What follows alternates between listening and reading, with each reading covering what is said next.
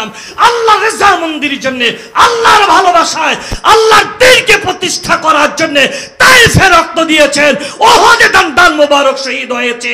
তার উম্মত আজও আল্লাহর জমিনে আল্লাহর ইকামতের দ্বীনকে প্রতিষ্ঠা করার জন্য রক্ত দিচ্ছে, বাতিলের কারাগারে বন্দী হচ্ছে, ফাঁসির কাস্টে ঝুলছে, এমনকি জীবন পর্যন্ত কোরবান করছে। ঠিক কিনা বলো? আল্লাহ তখন বিস্তারিত জবাব দেন নাই, ফেরেশতার সময় মতো দেখবা।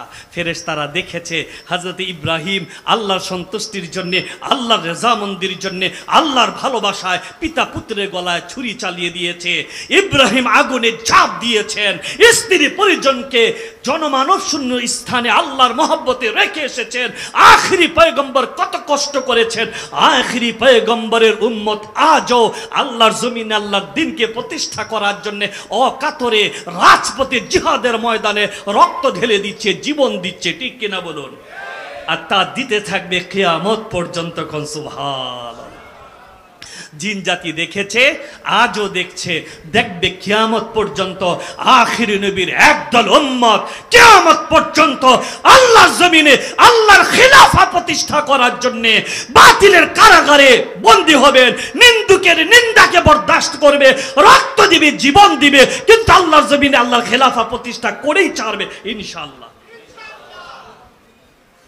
কিন্তু আল্লাহ তো তখন এক কথায় ফেরেশতাদের মুখ বন্ধ করেছে, মানব জাতিকে সৃষ্টি করেছে। তারপরে কেন সৃষ্টি করেছেন আল্লাহ সুবহান তাবারাক ওয়া তাআলা সেই উদ্দেশ্যটা তখন জানিয়ে দিয়েছেন। আল্লাহ বলেন, ওয়া ইন্নামা খুলিকতুম লিল ইবাদাহ ওয়া ইকামাতি আওয়ামিরিল্লাহ। আল্লাহ মানব জাতিকে সৃষ্টি করেছেন তার ইবাদত করার জন্য আর তার জমিনে তার খেলাফাকে প্রতিষ্ঠা করার জন্য। বলেন সুবহানাল্লাহ। তার মানে আল্লাহ কঠিন কঠিন প্রশ্ন বান্দাদের করে বান্দাদের চোখের পর্দা সরিয়ে দিয়েছেন আর প্রশ্ন করেছেন, হে মানব সকল, তোমরা কি ভেবেছ তোমাদেরকে আমি অনর্থক সৃষ্টি করেছি?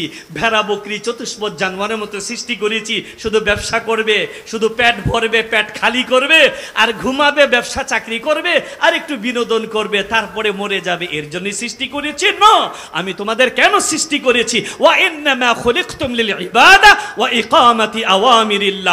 আমার জমিনে আমার ইবাদতকে প্রতিষ্ঠা করতে হবে আর আমার হুকুমতে ইলাহিকে প্রতিষ্ঠা করতে হবে। সুবহানাল্লাহ। তাহলে মানব জাতির সৃষ্টির লক্ষ্য এবং উদ্দেশ্য হচ্ছে আল্লাহর জমিনে একামতে দ্বীনকে প্রতিষ্ঠা করা, হুকুমতে ইলাহিকে প্রতিষ্ঠা করা, আল্লাহর জমিনে কোরআনের নীতিকে বাস্তবায়ন করা, সুন্নাহের নীতিকে বাস্তবায়ন করা। এটাই হচ্ছে মানব জাতির সৃষ্টির উদ্দেশ্য এবং লক্ষ্য। বলেন সুবহানাল্লাহ। কিন্তু আমরা এই উদ্দেশ্য থেকেই গাফিল হয়ে গিয়েছি। কেন আল্লাহ আমাদের দুনিয়ায় এত সুন্দরভাবে সৃষ্টি করে 18,000 মাখলুকাতের মধ্যে আমাদের বানিয়েছেন আশরাফুল মাখলুকাত। সুবহানাল্লাহ। কেন বানালেন আশরাফুল মাখলুকাত? আমাদের চেয়ে কত বড় বড় সৃষ্টি রয়েছে, ঠিক কিনা বলুন? কিন্তু 3.5 হাতের মানুষগুলোকে বানিয়েছেন আশরাফুল মাখলুকাত, সৃষ্টির সেরা। কেন? আল্লাহ তাবারাক ওয়া তাআলা এই মানব জাতিকে খেলাফতের জন্য সৃষ্টি করেছেন আর তার জমিনে তার খেলাফা প্রতিষ্ঠা করার জন্য প্রেরণ করেছেন। কোন সুবহানাল্লাহ। এরপরে আল্লাহ তাবারাক ওয়া তাআলা মানব জাতিকে সৃষ্টি করার পরে যুগে যুগে কালে কালে নবী পাঠিয়েছেন, পয়গম্বর পাঠিয়েছেন বিভিন্ন জাতিকে পথ নির্দেশন করার জন্য, এবং সহিফা, কিতাব, ইনজিল, তাওরাত, জাবুর তিনি দিয়েছেন। দেখা গিয়েছে একই সময়ে 2 অঞ্চলে 2 নবী 2 জাতির কাছে পাঠিয়েছেন। সুবহানাল্লাহ। সর্বশেষ আমার নবী, তোমার নবী, নবীদের নবী মুহাম্মদুর রাসূলুল্লাহ সাল্লাল্লাহু আলাইহি ওয়াসাল্লামকে সর্বশ্রেষ্ঠ ও সর্বশেষ নবী করে পাঠিয়েছেন কিয়ামত পর্যন্ত উম্মতে মুহাম্মদী সাল্লাল্লাহু আলাইহি ওয়াসাল্লামকে এবং মানব জাতিকে হেদায়েতের পথ দেখাবার জন্য। কোন সুবহানাল্লাহ। আর সেই পথ দেখাবার জন্য আল্লাহ তাবারাক ওয়া তাআলা গাইডলাইন হিসেবে কোরআনুল কারীম দিয়েছেন। সুবহানাল্লাহ। কি দিয়েছেন? যে কোরআনটা হচ্ছে আমার নবীর অসংখ্য মুআজিজার প্রধান একটি মুআজিজা। সুবহানাল্লাহ। কেমন মুআজিজা? সুবহানাল্লাহ। আল্লাহর আসমানি কিতাব তো শুধু কোরআন নয়, ইনজিল, জাবুর, তাওরাত, সহিফা সবই আল্লাহর আসমানি কিতাব, আল্লাহর পক্ষ থেকে নাজিল করা। কিন্তু কোনো একটি কিতাবের হেফাজতের দায়িত্ব আল্লাহ নিজের হাতে নেন নাই। সুবহানাল্লাহ। কথা খেয়াল করতেছেন? ইনজিল, জাবুর, তাওরাত, সহিফা, অনেক নবী পয়গম্বরের উপরে আল্লাহ যে কিতাব নাজিল করেছেন, একটি কিতাবের হেফাজতের দায়িত্ব আল্লাহ নিজে নেন নাই। তাই আজ কোনো একটি কিতাব দুনিয়াতে অবশিষ্ট নাই, সব বাতিল হয়ে গেছে, ভেজাল হয়ে গেছে, রহিত হয়ে গেছে, ঠিক কিনা বলুন? কিন্তু একমাত্র কোরআনুল করিম যেটা আল্লাহ নবীজি সাল্লাল্লাহু আলাইহি সাল্লামকে দিয়েছেন, সেই কোরআনের হেফাজতের দায়িত্ব আল্লাহ নিজেই গ্রহণ করেছেন। আল্লাহ বলেন,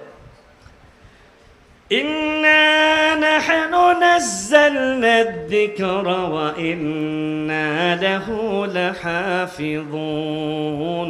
নিশ্চয় এই কোরআন আমি স্বয়ং নাজিল করেছি, আর তার সংরক্ষণের দায়িত্ব আমি আল্লাহ নিজেই গ্রহণ করেছি। সুবহানাল্লাহ। তার মানে আল্লাহ পাক কোরআনুল কারীম হেফাজতের দায়িত্ব মানব জাতির উপরে ছেড়ে দেন নাই, জিন জাতির উপরে ছেড়ে দেন নাই, ফেরেশতাদের উপরে ছেড়ে দেন নাই। কোরআনুল কারীম হেফাজতের দায়িত্ব আমার আল্লাহ তার কুদরতি হাতে রেখেছেন। তাই কেমন হেফাজত করেছেন কখনো চিন্তা করে দেখেছেন? সুবহানাল্লাহ। হেফাজতটা কেমন? আজ থেকে ১৫০০ বছর পূর্বে আল্লাহ তাবারক ওয়া তাআলা আমার নবীর উপরে ৬৬৬৬টি আয়াত যেভাবে নাজিল করেছেন, আজ প্রায় ১৫০০ বছর পরে এসে আপনার এলাকার একটি হেফজখানা মাদ্রাসায় ঢুকবেন, ৫, ৬, ৭ বছরের একটি বাচ্চা, সে আমার নবীর উপরে নাজিল হওয়া ৬৬৬৬টি আয়াত হুবহু তেলাওয়াত করে। কোন সুবহানাল্লাহ। কেন? ইন্না নাহনু নাযালনা যিকরা ওয়া ইন্না লাহু লাহাফিযুন। এই কোরআন আমি স্বয়ং নাজিল করেছি, আর তার সংরক্ষণের দায়িত্ব আমি আল্লাহ নিজেই গ্রহণ করেছি। সুবহানাল্লাহ। তাই আল্লাহ এটা নিজে হেফাজত করেছেন। প্রায় ১৫০০ বছর হয়ে গেছে। এই কোরআন থেকে একটি শব্দ কেউ কমাতেও পারে নাই, একটি শব্দ কেউ বাড়াতে পারে নাই। কোন সুবহানাল্লাহ। পারবেও না কিয়ামত পর্যন্ত, কারণ এর হেফাজতের দায়িত্ব আল্লাহ নিজে গ্রহণ করেছেন। শুধু তাই নয়, এই কোরআনকে তিনি কেমন হেফাজত করেছেন, এই কোরআনের সাথে যারা বিরোধিতা করেছে, কোরআনের পাখীদেরকে যারা অন্যায়ভাবে হত্যা করেছে, জেলে বন্দী করেছে, কোরআনের খাদেমদের সাথে যারা অন্যায় আচরণ করেছে, আল্লাহ তাদের নাম নিশানা মাটির সাথে মিশিয়ে দিয়েছেন। এক সময় কোরআনের বিরুদ্ধে অবস্থান নিয়ে যারা জুলুম নির্যাতন করেছে, আজ তাদের হাতে পায়ে বেরি দিয়ে কাঠগড়ায় দাঁড় করানো হয়। সুবহানাল্লাহ। এটাই হচ্ছে আল্লাহর হেফাজত।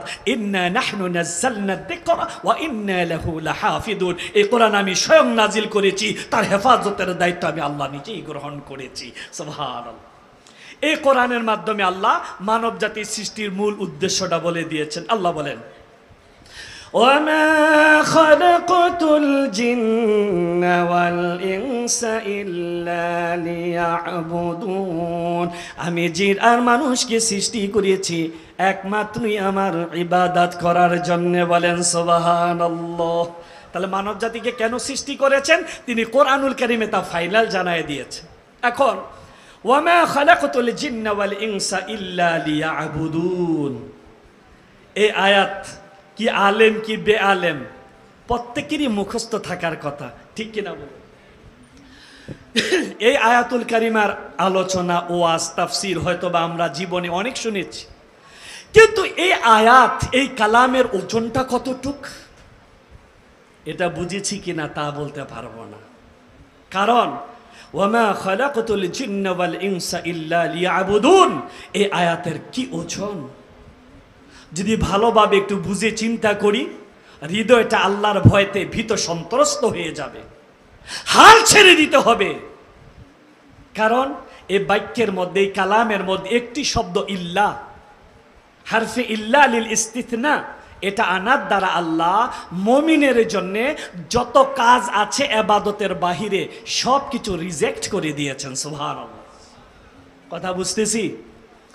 মুমিনের জন্য ইবাদতের বাইরে যত কাজ আছে, কি চাকরি বাকরি, ব্যবসা বাণিজ্য, যা কিছু বলেন সব কিছু আল্লাহ রিজেক্ট করে দিয়েছেন। তাইলে বলবেন যে তাইলে খাবো কেমনে, বাঁচবো কেমনে? আল্লাহ তো আমাদেরকে ফেরেশতাদের মতো বানান নাই। ফেরেশতাদেরকে তিনি ভিন্ন অবকাঠামোতে সৃষ্টি করেছেন। যেমন ফেরেশতাদের ক্ষুধাও লাগে না, তৃষ্ণাও লাগে না, তাই কিছু পানও করতে হয় না, খেতেও হয় না, আর সেজন্য তাদের চাকরি বাকরি, ব্যবসা বাণিজ্য, কৃষিকাজ, চাষাবাদ কিছুই করা লাগে না। কিন্তু আমাদেরকে তো আল্লাহ ভিন্ন অবকাঠামোতে সৃষ্টি করেছেন, ঠিক কিনা বলে? একটু সময় গেলে তুই পিপাসা লাগে যায়, তৃষ্ণার্ত হয়ে পড়ি, পানির প্রয়োজন হয়। একটু সময় অতিবাহিত হলে ক্ষুধার্ত হয়ে যাই, খাদ্যের প্রয়োজন হয়। আর সেজন্য কোনো না কোনো ধান্দা তো করতেই হয়, নয় চাকরি বাকরি ব্যবসা বাণিজ্য কিছু একটা করতেই হয়, ঠিক কিনা বলুন? কিন্তু ওয়ামা খালাকতুল জিন্না ওয়াল ইনসা ইল্লা লিয়াবুদুন, এই বাক্যের দ্বারা তো আল্লাহ ইবাদতের বাহিরে সব রিজেক্ট করে দিয়ে। সুবহানাল্লাহ। তার মানে আল্লাহ যে উদ্দেশ্যে মানব জাতিকে সৃষ্টি করেছেন, তার জমিনে তার ইবাদত এবং তার জমিনে হুকুমতে ইলাহিকে প্রতিষ্ঠা করা, এটা যখন মুমিন করতে পারবে, মুমিনের প্রত্যেকটা কাজ ইবাদত হয়ে যাবে। সুবহানাল্লাহ। কথা বুঝতেছি?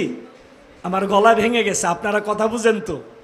তার মানে মানব জাতিকে সৃষ্টির যে লক্ষ্য, যে উদ্দেশ্য, যে এরাদা, যে হিকমত নিয়ে আল্লাহ মানব জাতিকে সৃষ্টি করেছেন, তার মানে আল্লাহর জমিনে একামতে দিনকে প্রতিষ্ঠা করা, কোরআনের নীতিকে বাস্তবায়ন করা, সুন্নাহের নীতিকে বাস্তবায়ন করা। এটা যখন আল্লাহর বান্দা করবে, মুমিন করবে, তার উঠা বসা, খাওয়া দাওয়া, তহজিব তামাদ্দুন, শিক্ষা সংস্কৃতি, তার আইন আদালত, লেনদেন, তার অর্থনীতি, সমাজনীতি, রাষ্ট্রনীতি, এমনকি মুমিনের রাষ্ট্র পরিচালনা হবে ইবাদত। কোন সুবহানাল্লাহ। কি হবে? সব হবে ইবাদত। কারণ আল্লাহ প্রত্যেকটা ক্ষেত্রে নীতি দিয়েছেন, একদিকে কোরআনের নীতি, আরেকদিকে সুন্নাহের নীতি। আপনি ব্যবসা করতে যাবেন, কোরআনের নীতি আছে। চাকরি করতে যাবেন, কোরআনের নীতি আছে। কেমন? ব্যবসা করবেন, কোরআনের নীতি। ব্যবসা করো, ব্যবসা করে কোটি টাকার মালিক হয়ে যাও, কোনো বাধা নাই। কিন্তু একটা নীতি আছে, সুদের কাছে যাওয়া যাবে না। সুবহানাল্লাহ। এটা কোরআনের নীতি, এটা সুন্নাহের নীতি। এটা কিসের নীতি? কোরআনের নীতি, সুন্নাহের নীতি। আপনি যখন এই নীতি মেনে আপনার ব্যবসাকে পরিচালনা করবেন, তখন সেটা ব্যবসা থাকবে না, সেটা ইবাদত হয়ে যাবে। সুবহানাল্লাহ। আপনি যখন চাকরি করবেন, সেই চাকরিটা যখন কোরআনের নীতিতে করবেন, সুন্নাহের নীতিতে করবেন, অর্থাৎ আপনার পারিশ্রমিক যা নির্ধারণ হয়েছে মালিক পক্ষের সাথে, আপনি গুনে গুনে আপনার পারিশ্রমিকটা গ্রহণ করেন, কিন্তু ডান বাম থেকে কিছু খেতে পারবেন না। ডান বাম বুঝছেন তো? কথা কয়। ডান বাম যদি বাঙালি না বুঝে, সৌদি আরবের মানুষ বুঝবে। ঘুষ আর কি, ঘুষ। তার মানে মালিক পক্ষের সাথে যা চুক্তি হয়েছে গুনে গুনে আপনি তা গ্রহণ করেন, কিন্তু ডান বাম থেকে কিছু খেতে পারবেন না, উৎকোচ খেতে পারবেন না, ঘুষ খেতে পারবেন না। এটা কোরআনের নীতি, এটা সুন্নাহের নীতি। এই নীতিকে অনুসরণ করে, এই নীতিকে মেনে যখন আপনি চাকরি করবেন, সেটা চাকরির মধ্যে থাকবে না, ওইটা ইবাদত হয়ে যাবে। সুবহানাল্লাহ। এভাবে আল্লাহর বান্দা যখন আল্লাহর জমিনে কোরআনের নীতিকে বাস্তবায়ন করবে, হাদিসের নীতিকে বাস্তবায়ন করবে, তার উঠা বসা, খাওয়া দাওয়া, তার তাহজিব তামাদ্দুন, শিক্ষা সংস্কৃতি, আইন আদালত, ব্যবসা বাণিজ্য, অর্থনীতি, সমাজনীতি, রাজনীতি, রাষ্ট্র পরিচালনা, মুমিনের প্রত্যেকটা কাজই হয়ে যাবে ইবাদত। বলেন সুবহানাল্লাহ। কিন্তু আফসোস, আমরা বাঙালি সেটা পারি নাই। আমরা সব পেরেছি, কিন্তু আল্লাহর জমিনে আল্লাহর খেলাফা প্রতিষ্ঠা করতে পারি নাই, ঠিক কিনা বলেন? এই জাতি বীরের জাতি। 52তে ভাষা আন্দোলন করেছে, রক্ত দিয়েছে, ভাষার স্বাধীনতা কেড়ে নিয়েছে। 71-এ পাক হানাদের সঙ্গে যুদ্ধ করেছে, মাতৃভূমির স্বাধীনতা অর্জন করে এনেছে, ঠিক কিনা বলুন? তারপরে এ জাতি 24-এও রক্ত দিয়েছে, স্বাধীনতা ছিনিয়ে এনেছে, কিন্তু আল্লাহর জমিনে আল্লাহর একামতে দিন কি প্রতিষ্ঠা করতে পারে নাই। এটাই হচ্ছে বাংলাদেশের মানুষের ভাগ্যের বিষণ্ণতা, ঠিক কিনা বলুন? তার মানে আমাদেরকে খেলাফতের কল্যাণ, খেলাফতের গুরুত্ব বুঝতে হবে এবং জাতিকে বুঝাতে হবে। পারবো ইনশাল্লাহ? তার মানে আল্লাহ আমাদের সৃষ্টি করেছেন আল্লাহর জমিনে আল্লাহর খেলাফতকে প্রতিষ্ঠা করার জন্য, একামতের দিনকে প্রতিষ্ঠা করার জন্য, কোরআনের নীতিকে বাস্তবায়ন করার জন্য, হাদিসের নীতিকে বাস্তবায়ন করার জন্য। আমরা যখন এটা বাস্তবায়ন করতে পারবো, আমাদের প্রত্যেকটা কাজই হয়ে যাবে ইবাদত। সেটা আল্লাহ বলেছেন, ওয়ামা খালাকাতুল জিন্না ওয়াল ইনসা ইল্লা লিয়াবুদুন। আমি জিন আর মানুষকে সৃষ্টি করেছি শুধুমাত্র আমার ইবাদতের জন্য। তার মানে আল্লাহর বান্দা যখন আল্লাহর জমিনে খেলাফতকে প্রতিষ্ঠা করবে, কোরআন হাদিসের নীতিকে বাস্তবায়ন করবে, আল্লাহর বান্দার প্রতিটি কাজ হয়ে যাবে ইবাদত। কোন সুবহানাল্লাহ। কিন্তু আমরা পারি নাই। আমরা যুগে যুগে ওই দাড়িওয়ালা টুপিওয়ালারা মোল্লা মুন্সিরাও পর্যন্ত সেই গণতন্ত্রের পূজা করছি, কেউ সমাজতন্ত্রের পূজা করছি, কেউ রাজতন্ত্রের পূজা করছি, কিন্তু আল্লাহর জমিনে আল্লাহর খিলাফা প্রতিষ্ঠার স্বপ্নই এখনো অন্তরে লালন করতে পারি নাই। ঠিক কিনা বলেন? এর জন্য না আছে শান্তি, না আছে নিরাপত্তা। আল্লাহর কসম, এই গণতন্ত্র চর্চা করে, সমাজতন্ত্রের চর্চা করে আল্লাহর জমিনে নিরাপত্তাকে নিশ্চিত করা যাবে না, আল্লাহর শান্তি নিশ্চিত করা যাবে না। যদি নিরাপত্তা নিশ্চিত করতে হয়, শান্তি প্রতিষ্ঠা করতে হয়, অবশ্যই আল্লাহর জমিনে আল্লাহর খেলাফা প্রতিষ্ঠা করতে হবে। ইনশাআল্লাহ পারবো আমরা। আল্লাহ আমাদের সৃষ্টি করেছেন এই একটা মাত্র উদ্দেশ্যে, যেন আমরা আল্লাহর ইবাদত করব, আল্লাহর জমিনে আল্লাহর খেলাফাকে প্রতিষ্ঠা করব। তো এখন আমাদের কাজ কি? আমি আপনি 2-4 জন মানুষ চাইলেই তো আর আল্লাহর জমিনে খেলাফা প্রতিষ্ঠা হয়ে যাবে না। আমাদের কাজ এই খেলাফতের গুরুত্ব কি, খেলাফতের প্রয়োজনীয়তা কি এবং খেলাফতের কল্যাণ কি, এটা জাতির কর্ণকুহরে পৌঁছে দিতে হবে। প্রত্যেকটা ব্যক্তিকে যার যার অবস্থান থেকে, প্রত্যেকটা ইমাম তার মসজিদের মিম্বার থেকে, প্রত্যেকটা দাঈ বক্তা ওয়াজের ময়দান থেকে, সাধারণ মানুষ একে অপরকে এই খেলাফতের প্রয়োজনীয়তা, খেলাফতের কল্যাণ, খেলাফতের গুরুত্ব জাতির কর্ণকুহরে পৌঁছে দিতে হবে। জাতি যখন আল্লাহর জমিনে আল্লাহর খেলাফা প্রতিষ্ঠার জন্য রাজপথে নেমে যাবে, এটা একটা শক্তি। বলেন সুবহানাল্লাহ। জাতি একটা ফোর্স, জাতি একটা শক্তি। কেমন শক্তি? আপনারা 2400 দেখেছেন। গোটা জাতি যখন একটি বিষয়কে সামনে নিয়ে ঐক্যবদ্ধ হয়েছে, স্বৈরাচার পালিয়ে যেতে 45 মিনিট সময় পায় নাই। কথা বলেন ঠিক কিনা? একটি বিষয়কে সামনে নিয়ে গোটা জাতি যখন ঐক্যবদ্ধ হয়েছে, 45 মিনিট সময় পায়নি, কাপড়টা ভালো করে গুছিয়ে নিয়ে যেতে পারে নাই স্বৈরাচার। ঠিক আল্লাহর জমিনে খেলাফতের প্রয়োজনীয়তা, গুরুত্ব এবং কল্যাণ যখন জাতির কর্ণকুহরে পৌঁছে দেওয়া সম্ভব হবে, আর গোটা জাতি যখন আল্লাহর জমিনে আল্লাহর খেলাফা প্রতিষ্ঠার জন্য ঐক্যবদ্ধ হয়ে এক প্ল্যাটফর্মে চলে যাবে, 45 মিনিট নয়, 5 মিনিট লাগবে না আল্লাহর জমিনে আল্লাহর খেলাফা প্রতিষ্ঠা হতে। বলেন সুবহানাল্লাহ। তাহলে আমার ভাইয়েরা, আমার বন্ধুরা, এতক্ষণের আলোচনার যে সাবস্টেন্স বলছি, সেটা হচ্ছে আমাদের প্রত্যেককে নিজ নিজ অবস্থান থেকে আল্লাহর জমিনে খেলাফতের গুরুত্ব কি, খেলাফতের প্রয়োজনীয়তা কি, আর খেলাফতের কল্যাণ কি, জাতির কর্ণকুহরে পৌঁছে দিতে হবে। ইনশাআল্লাহ পারবো? সবাই পারবো? আল্লাহ তাবারক ওয়া তাআলা আমাদের প্রত্যেককে যেন খেলাফতের স্বপ্ন লালন করার তৌফিক দেন, এবং আমি সহ প্রত্যেককে যেন খেলাফতের একনিষ্ঠ কর্মী হিসেবে কবুল করে নেন। এবং সর্বশেষ মাওলার কাছে যেটা চাবো, সেটা হচ্ছে মৃত্যুর আগে হলেও যেন আমাকে আর আপনাদেরকে আল্লাহর জমিনে খেলাফত প্রতিষ্ঠা দেখে যাওয়ার তৌফিক তার হাবিবে পাক সাল্লাল্লাহু আলাইহি সাল্লামের জুতা মোবারকের সদকায় ভিক্ষা দেন। বলেন আল্লাহুম্মা আমিন। আল্লাহ পাক যেন আমাদের কবুল মঞ্জুর করে নেন। ওয়ামা তৌফিকি ইল্লা বিল্লাহ, আলাইহি তাওয়াক্কালতু ওয়া ইলাইহি উনীব। আসসালামু আলাইকুম ওয়া রাহমাতুল্লাহি তাআলা ওয়া বারাকাতুহু।